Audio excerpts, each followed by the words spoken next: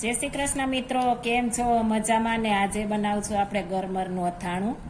ગરમરનું અથાણું બનાવવા માટે મેં આ રીતના ગરમર લઈ લીધી છે. એકદમ મસ્ત ગરમર આવે. તમે લેવા જાઓ ત્યારે આ રીતના નખ મારીને જોવાનું છે કે એકદમ મસ્ત વ્હાઈટ છે. વ્હાઈટ હોય આપણે લેવાની છે એટલે એકદમ મસ્ત આવે. આમાં આછો પીળો કલર પણ આવે છે. એ ગરમર આપણે ખાવામાં તુરી પણ લાગે છે, પણ આ રીતના સફેદ નીકળે એ આપણે લેવાની છે. આનું અથાણું આપણે આખા વર્ષ માટે સ્ટોર કરીશું, પણ કોઈ વસ્તુ નહીં થાય. મારી રીતના જો બનાવશો તો ઉપર ફૂગ પણ નહીં વળે અને એકદમ કડક રહેશે, નરમ પણ નહીં પડે. એટલું મસ્ત આપણું અથાણું બનશે. આની છાલ ઉતાર્યા પહેલાં આપણે વસ્તુ તૈયાર કરી લઈએ. એક બાઉલ લીધું છે, તેમાં આપણે 1 લીટર પાણી નાખીશું.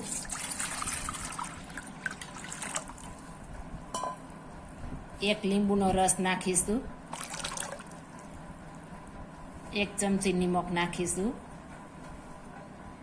અડધી ચમચી હળદર નાખીશું. આ બધું પાણી આપણે મિક્સ કરી દેવાનું છે ચમચી વડે. આ રીતના આપણે છાલ ઉતારીને બધી આમાં નાખીશું એટલે આપણે એકદમ કાળી નહીં પડે, ઓલી કાળી પડી જશે. આ રીતના કરશું એટલે આપણું અથાણું આખા વર્ષ માટે એકદમ મસ્ત રહેશે. એટલે આ રીતના આપણે તૈયારી કરવાની છે. પહેલાં આ રીતના પાણી તૈયાર કરી લેશું, ત્યારબાદ આપણે છાલ ઉતારીશું. નમક ગળી જાય ત્યાં સુધી આ રીતના આપણે મિક્સ કરીશું.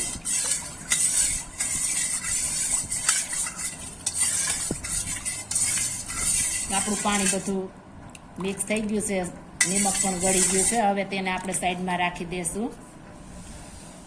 હવે આપણે આપણી ગરમરની આપણે છાલ ઉતારીશું. આપણે આગળનો ભાગ આ રીતના કાપી નાખવાનો છે. ત્યારબાદ આ રીતના આપણે છાલ બધી ઉતારી લેવાની છે. આપણે બહુ જાડીએ નહીં, બહુ પતલીએ નહીં એવી આપણે ગરમર લેવાની છે એટલે આપણું અથાણું મસ્ત થાય. જો બહુ પતલી હશે તો જવળ થઈ જશે ને બહુ જાડી હશે તો આપણે ખાવામાં પણ મીઠી નહીં લાગે. આ રીતના આપણે મીડિયમ સાઈઝની હોય એવી લેવાની છે. આ રીતના આપણે બધી છાલ ઉતારી લેશું. ત્યારબાદ તેના આ રીતના આપણે કટકા કરી લેશું. આ કટકા કરીને આપણે આ પાણીમાં નાખી દેશું એટલે આપણું ગરમર કાઢી ન પડે.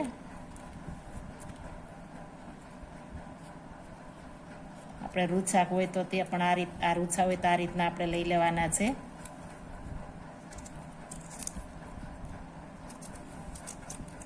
આ રીતના આપણે બધી ગરમે છાલ ઉતારીને કટકા કરી લેશું. આપણે છાલ ઉતારીને બધા ટુકડા કરી લીધા છે.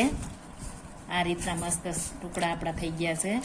આપણે આને ખાટું ને નિમકવાળા પાણીમાં નાખવાથી તુરાશ દૂર થઈ જાય છે. એટલા માટે આપણે ખાટા પાણીમાં અને નિમક નાખીને આપણે રહેવા દઈએ છીએ એટલે આપણે તુરાશ હોય દૂર થઈ જાય. ત્યારબાદ જ આપણે આથવાનું છે. આને આપણે 5 મિનિટ માટે રહેવા દીધું છે.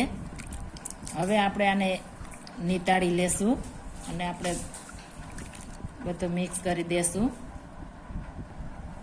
આપણે બધી નીતાળીના એક બાઉલમાં નાખી દેશું.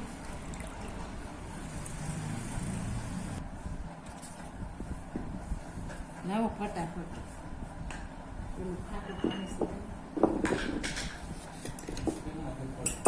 ગુંદા છે લાવો. ગુંદા ને કેરી છે ફકડાતા ને એવું ચાલુ કરું છું. એક પેલો પાણી ભરી દેજો. આ છોડી દો તો બેણી નહીં આકડી ભલે. હા જવા દો, એ પચ જવા દો. મને એક લોટો કરી દે.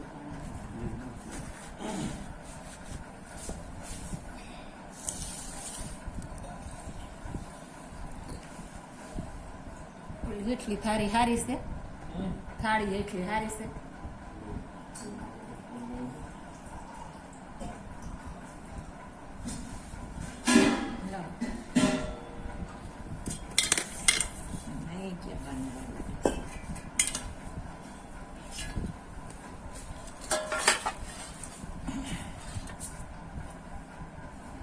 આપણે એક વાસણમાં કાચની જાર રાખી દેશું. મિક્સ કરેલી ગરમર આપણે આમાં ભરી દેશું. ટુકડા તમે તમારી સાઈઝના કરી શકો છો, નાના મોટા જાડા પાતળા. આ રીતના વ્યવસ્થિત આપણે ભરી દેશું.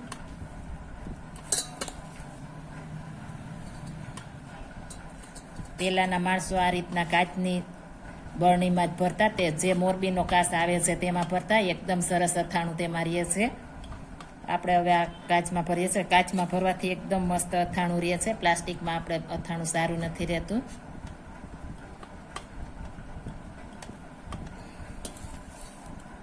આપણે બધી ગરમર ભરાઈ ગઈ છે. તેમાં આપણે આ પાણી નીકળવું હતું એ આપણે કેરીનું પાણી છે તેમાં ઉમેરી દેશું.